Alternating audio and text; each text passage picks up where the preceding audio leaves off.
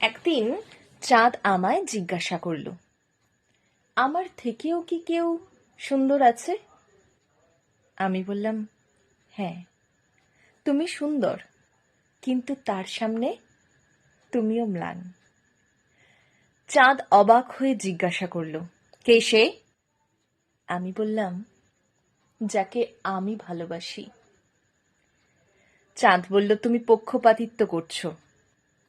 আমি বললাম, না, তুমি তাকে দেখোনি, তাই বুঝছো না। চাঁদ তোমার আলো ধার করা, কিন্তু তার সৌন্দর্য নিজস্ব। চাঁদ তুমি আকাশে, সে আমার হৃদয়ে। তাই বলি, চাঁদ তুমি সুন্দর, কিন্তু সবচেয়ে সুন্দর যাকে আমি ভালোবাসি।